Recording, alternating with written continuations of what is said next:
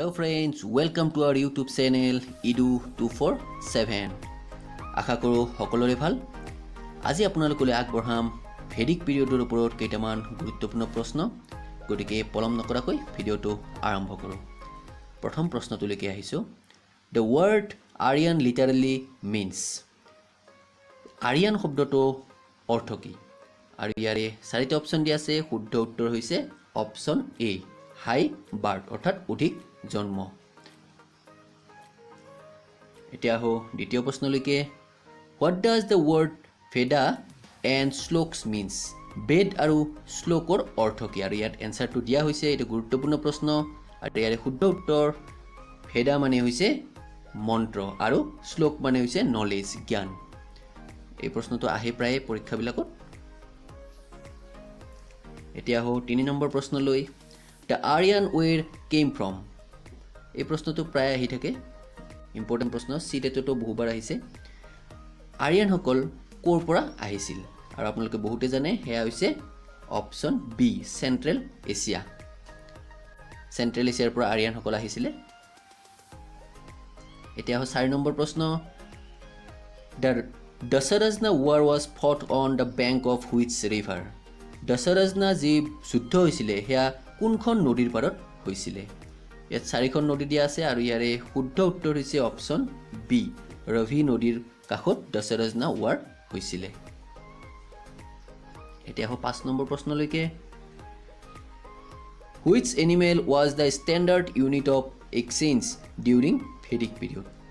Vedic পিৰিয়ডৰ সময়ত এটা জন্তুক ষ্টেণ্ডাৰ্ড ইউনিট অফ এক্সচেঞ্জ হিচাপে ব্যৱহাৰ কৰিছিল। অৰ্থাৎ বৰ্তমান সময়ত যেনেকৈ আমি টকাৰ সহায়ত বস্তু আদান প্ৰদান কৰোঁ, এক্সচেঞ্জ কৰোঁ, তেনেকৈ সেই সময়ত এটা জন্তুৰ সহায়ত বস্তু এক্সচেঞ্জ কৰা হৈছিলে। আৰু সেই জন্তুটো হৈছে গৰু, অপশ্যন বি, কাউ। এতিয়া আহোঁ 6 নম্বৰ প্ৰশ্ন। Popular assemblies of the Vedic period were? Vedic পিৰিয়ডৰ সময়ত পপুলাৰ এছেম্বলিজ কোনবিলাক আছিলে? যেনেকৈ আমি ঘৰুৱা ভাষাত মেল মিটিং বুলি কওঁ, সেই সময়ত কোনটো আছিলে? আৰু ইয়াত সভা আছে, সমিতি আছে আৰু দুয়োটাই আছে। গতিকে ইয়াৰে শুদ্ধ উত্তৰ হ'ব option D, both A and B, অৰ্থাৎ সভা আৰু সমিতি দুয়োটাই আছিলে সেই সময়তো। এতিয়া আহোঁ 7 নম্বৰ প্ৰশ্নলৈকে। John ৱেৰ what? জন মানে কি? আৰু জন মানে হৈছে ট্ৰাইব, অপশ্যন এ, জনগোষ্ঠী। এতিয়া আহোঁ 8 নম্বৰ প্ৰশ্নলৈকে। Gayatri mantra is related to which god and goddess? Gayatri মন্ত্ৰটো কোনটো ভগৱান লগত জড়িত বা কোনটো দেৱীৰ লগত জড়িত? ইয়াত 4টা অপশ্যন দিয়া আছে আৰু ইয়াৰে শুদ্ধ উত্তৰ হৈছে অপশ্যন বি, সাবিত্ৰী। আৰু এইখিনিতে জনাই থওঁ যে সাবিত্ৰীক দ্য ডটাৰ অফ দ্য চলাৰ ডাইটি বুলিও জনা যায়, নাইবা ডটাৰ অফ দ্য ছান বুলিও জনা যায়, অৰ্থাৎ সূৰ্য দেৱতাৰ জীয়ৰী বুলি জনা যায়। এতিয়া আহোঁ 9 নম্বৰ প্ৰশ্নলৈকে। Which among following is are important rituals during Vedic period? এইটো গুৰুত্বপূৰ্ণ প্ৰশ্ন যে ভেদিক পিৰিয়ডৰ সময়ত কিছুমান পূজা পাতল অতিকৈ ইম্পৰ্টেণ্ট আছিলে আৰু সেইবিলাক কোনবিলাক? এইটো অপশ্যন দিয়া আছে।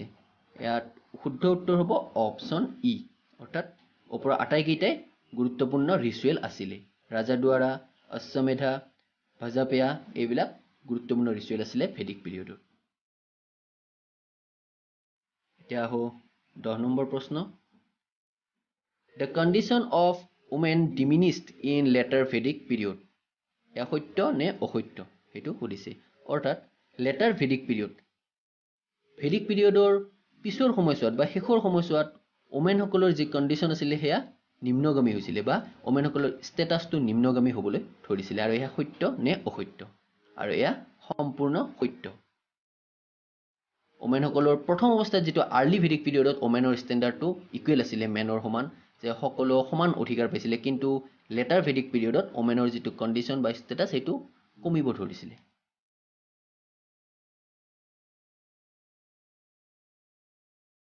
এতিয়া আহোঁ 11 নম্বৰ প্ৰশ্ন। Who became the supreme god during letter Vedic period?